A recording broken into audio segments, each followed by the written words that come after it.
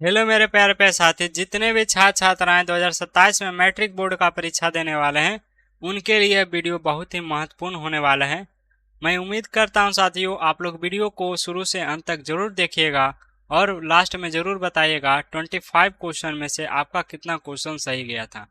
इसी के साथ वीडियो को शुरुआत करते हैं। पहला क्वेश्चन देखिएगा, अंबेडकर का अनुसार अंबेडकर जी के अनुसार भाईचारे का वास्तविक रूप कैसा होना चाहिए। अंबेडकर जी के अनुसार भाईचारा कैसा होना चाहिए?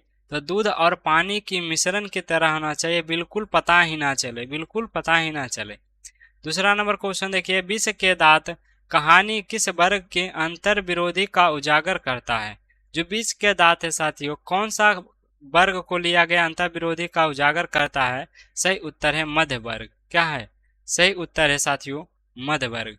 अगला प्रश्न देखिएगा, प्रश्न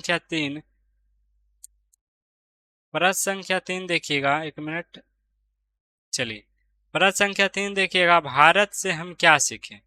भारत से हम क्या सीखे पाठ गद्य की कौन सी विधा है। मतलब भारत से हम क्या सीखे क्या है? तो यह एक भाषण है साथियों। क्या है? यह एक भाषण है। चौथा नंबर क्वेश्चन देखिए, नाखून प्रतीक है। नाखून किसके प्रतीक है? तो नाखून प्रतीक है पसावी वृत्ति की, यानी कि राक्षस की प्रतीक। पांचवा नंबर क्वेश्चन देखिएगा, गुणाकर मूल्य जी का जन्म कब हुआ था। गुणाकर मूल्य जी का जन्म साथियों 1935 ईस्वी में हुआ था। कब हुआ था? 1935 ईस्वी में हुआ था। 1935 ईस्वी में हुआ था। छठा नंबर क्वेश्चन देखिए, अमरकांत को किस कहानी के लिए पुरस्कृत किया गया था। अमरकांत को किस कहानी के लिए उनको पुरस्कृत किया गया था? तो इसका सही उत्तर है डिप्टी कलेक्टर। डिप्टी कलेक्टरी के लिए उनको पुरस्कृत किया गया था।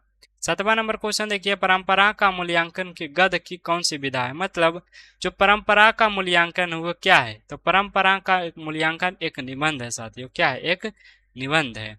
आठवां नंबर क्वेश्चन देखिएगा, पिकासो का विख्यात कृति का नाम क्या है। पिकासो का विख्यात कृति का नाम साथियों मदा मोजले द अवनियो है। क्या है? पिकासो का विख्यात कृति है मदा मोजले द अवनियो है। चलिए अगला प्रश्न देखिए, 9वां नंबर, संतु किस कारण से कांप रहा था। साथियों संतु जो कांप रहा था भीग जाने के कारण, यानी कि ठंड के कारण से। चलिए 10वां नंबर क्वेश्चन देखिएगा, नौबत खाने में इबादत पाठ के केंद्र कौन है। मतलब नौबत खाने में इबादत है, उसमें किसकी चर्चा की गई? तो उसमें की गई है चर्चा बिस्मिल्लाह खान की, जो कि कौन क्या बजाते थे? शहनाई बजाते थे। अगला प्रश्न देखिए 11वां नंबर क्वेश्चन, गांधी जी की दृष्टि में उद्यत और बढ़िया शिक्षा क्या है। मतलब गांधी जी के दृष्टिकोण से बढ़िया शिक्षक क्या है? तो अहिंसक प्रतिरोध ही सबसे अच्छा शिक्षक मानते हैं वो। 12 नंबर क्वेश्चन देखिए, राम बिनु बिने बिरथे जगी जन्मा। राम नाम बिनु बिरथे जगी जन्मा, यह पंक्ति जो कौन लिखे थे? यह पंक्ति साथियों गुरु नानक के द्वारा लिखा गया है। 13 नंबर क्वेश्चन देखिएगा, इन मुसलमान हरिजनन पै कुटिन हिंदू वारिये, यह किस कवि के लिए कहा गया था? ये कहा गया था रस खान के लिए। क्या कहा गया था? एक चीज है रस खान के लिए कहा गया था। चलिए 14 नंबर क्वेश्चन देखिएगा, धनानंद की भाषा क्या थी। धनानंद जो भाषा थी साथियों वज्र भाषा थी। क्या थे? वज्र भाषा थे। 15 नंबर क्वेश्चन देखिएगा, प्रेम घन किस युग के महत्वपूर्ण कवि थे। प्रेम घन जो थे कौन सा युग के महत्वपूर्ण कवि थे? सही उत्तर है भरतेंदु युग को, क्योंकि प्रेम घन जो थे वो अपना आदर्श भरतेंदु हरिश्चंद्र को मानते थे। 16 नंबर क्वेश्चन देखिएगा, सुमित्रा नंदन पंत की जो भारत माता कविता है वो कहाँ से ली गई है। तो सुमित्रा नंदन जो पंत की जो भारत माता कविता है साथियों ग्राम्या कविता से ली गई है, संकलित किया गया है। 17 नंबर क्वेश्चन देखिएगा, रामधारी सिंह दिनकर जी के अनुसार आज के देवता कहाँ मिलेंगे। आज के देवता खेत और खलिहानों में मिलेंगे। रामधारी सिंह दिनकर के अनुसार आज के देवता खेतों और खलिहानों में मिलेंगे। 18 नंबर क्वेश्चन देखिए, अज्ञा जी का पिता का नाम क्या था। अज्ञा जी का पिता का नाम साथियों हीरानंद शास्त्री था, क्योंकि अज्ञा जी का पूरा नाम सच्चिदानंद हीरानंद वात्स्यायन अज्ञा है। तो हीरानंद क्या है? उनका फादर का नाम है। 19 नंबर क्वेश्चन देखिएगा, एक वृक्ष की हत्या कविता किस काव्य संग्रह से ली गई है। तो एक वृक्ष की जो हत्या है साथियों वो ली गई है इन दिनों से। इसको इससे ली गई इन दिनों से। 20वां नंबर क्वेश्चन देखिए, कवित्री अनामिका के अनुसार चौखट में क्या नहीं अटकता है? तो कविता अनामिका के अनुसार यानी कि अक्षर गान कविता के अनुसार चौखट में क नहीं क क्या करता है? नहीं अटकता है।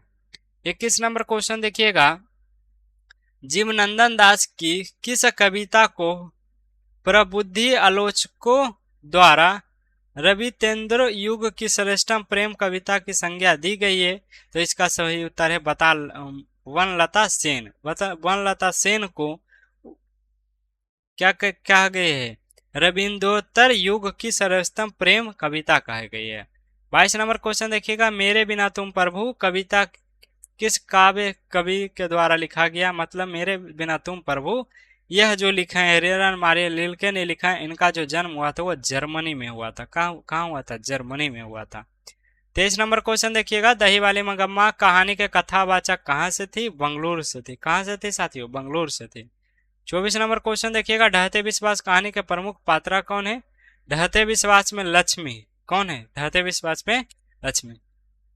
लास्ट और 25 नंबर क्वेश्चन देखिएगा, माँ कहानी के रचयिता कौन है? माँ कहानी के रचयिता ईश्वर पेटलीकर है। ईश्वर पेटलीकर। ऐसे भी याद रखिए, माँ किसके समान होती है? ईश्वर के समान होती है, तो ईश्वर पेटलीकर। साथियों, इस प्रकार से हमने पार्ट 4 में भी हमने 25 क्वेश्चन किए। यदि आप पार्ट 1 से पार्ट 3 तक नहीं देखे हैं तो जाके चैनल पर जाके जरूर देखिएगा।